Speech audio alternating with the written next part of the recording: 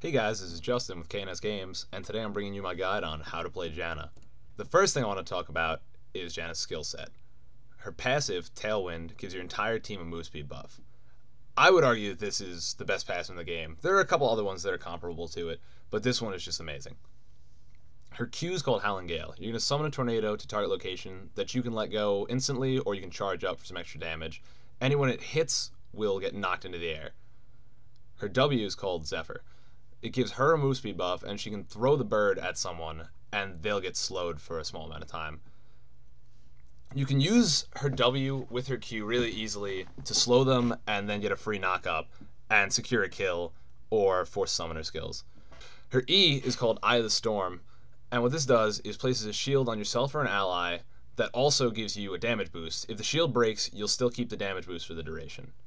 Her R is called Monsoon. It's a big range AoE knockback, and your teammates that stand in it, if you continue channeling it, will get healed over time. Next, I want to go into how to lane as Janna. First off, you want to play Janna really aggressive in lane because she doesn't have any sustain. If you try to just farm and trade harass, you're going to lose. The cool thing about Janna is you can put a shield on yourself or your carry, and that person can then trade and have that much more effective health. So until the shield breaks, they haven't actually lost health, and the shield will also give them extra damage. So a cool thing you can do as Janna is put the shield on yourself and just go out and auto-attack their AD carry. And if they try to trade with you, they'll take damage, and you won't until the shield breaks. Now, really often you want to play with somebody that has a lot of damage. Tristana and Graves are my personal favorite people to lane with, especially if you run really aggressive summoners like I do. I run Heal Exhaust on Janna because she has so many disruption moves and kite moves and survivability moves that she doesn't need to bring flash. You can if they have a really strong ganking jungler, but personally, I would say fuck it and just bring Heal Exhaust so you're that much more powerful in lane, and both of those summoners are also great for team fights. So your lane has double heal now because your AD carry is almost always going to bring heal. You can play extremely aggressive, go balls to the wall against anyone, and if they keep fighting you, you're going to get a kill, they're going to die. The thing about Janna is she's a really high skill cap hero. You could play someone like Soraka or Taric, who are really basic and just have clear-cut things to do. You could play someone like Sona and just smash your face against the keyboard and win your lane 100% of the time. Or you could play someone like Janna, who takes a lot of skill and has a really high return for it, because she is the most effective support come late game.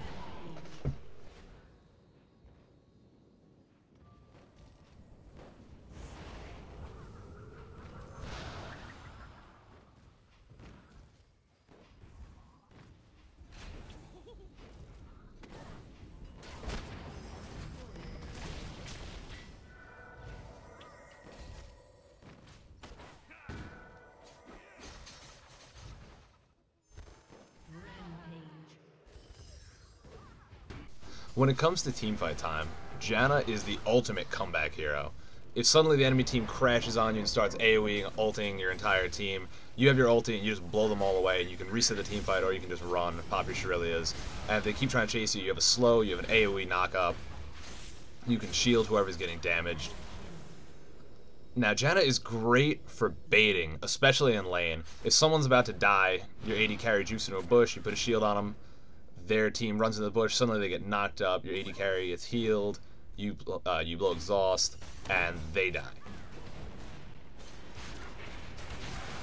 Okay, on a lot of supports, I like to get my double GP5, have some wards, maybe an early Oracle depending on how I'm doing, and then get Shurelya's. But with Janna, because of her passive, I like to get Aegis before I get Shurelya's. I'll get both pieces of Shurelya's because the cooldown reduction from Kindle Gem is great, and the HP is amazing. So I'll get my Aegis, because that gives my team a lot, and they already have a move speed buff for my passive. Then I'll get a Shurelya's, and then from there on, it's all circumstantial. You can get things like Frozen Heart, you can get Stark's Fervor, you can get the newly introduced item, Locket of the Iron Solari, for the extra shield, which actually works really well with Janna and her shield. It gives someone a lot more effective health. Now, when you get into team fighting, Janna is a babysit type support. You don't want to play like a Taric where you flash stun, You have the ability to zone their carries. If you can position your ulti well enough, you can split their whole team apart and just pick apart like 2 of them and knock the other ones up as they try to come in. But for the most part, in a standard team fight, you're going to stick with your AD carry. You're going to keep them shielded at all times because they're the ones who benefit the most from having auto attack damage. You're going to knock up as many people as you can, and you're going to slow targets that your team is about to kill.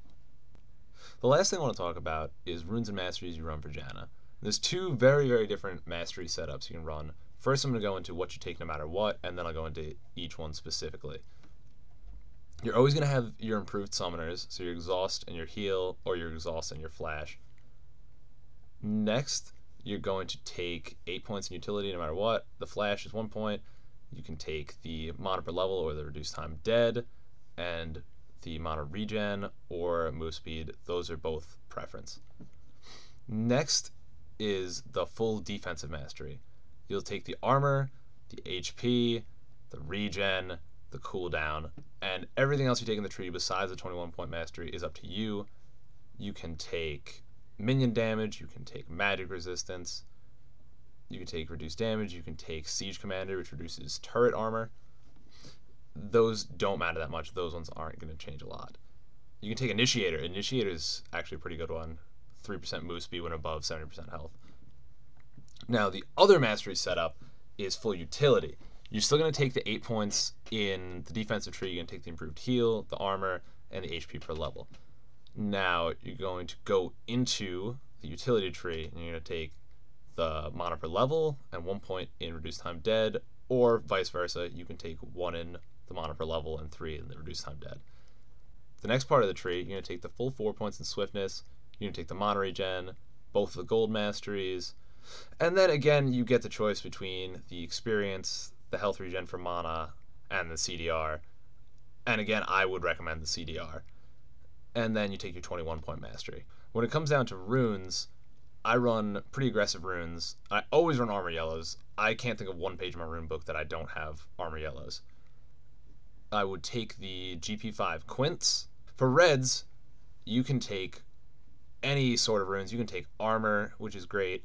I would run aggressive reds though. I run flat AD or armor penetration because when you put the shield on yourself with armor pen or AD, you hit really, really hard, so you can be really aggressive in lane. And then again, I like to run mana regen or magic resist per level blues. For this game, I've included a bonus clip of me trolling the fuck out of this kid, I'm gonna be honest, and I hope you enjoy it. We get engaged on here by Katarina. I have no mana, but then I get enough to ulti her away, and we start running away, and I'm high enough health that she can't kill me with her combo, so I just start standing there spamming laugh trying to get her to tower dive me, and we bait her into dying. So now we're still low health from that. Jarvan tries to close distance and get a kill. Tristana flashes out of that, and again I just stand there spamming laughs at him, and I force him to tower dive, and midair I exhaust him, and I bait the fuck out of him, and then we get another kill for free. Thanks again everyone for watching. Please like, comment, subscribe, leave below any champions you'd like to see other guides on, and if you'd like to see full videos.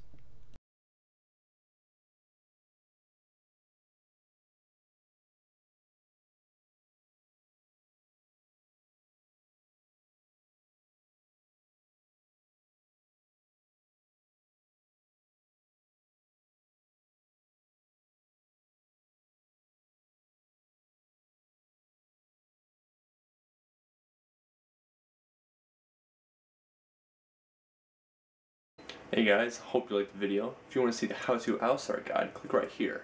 You guys should also check out these other 2 channels. If you click on their name, it'll link you to their channel. If you guys think you have a video that you want to promote, put it in my message box. I'll give it a look, and if it's good, I'll put it up maybe on the next video. Thanks.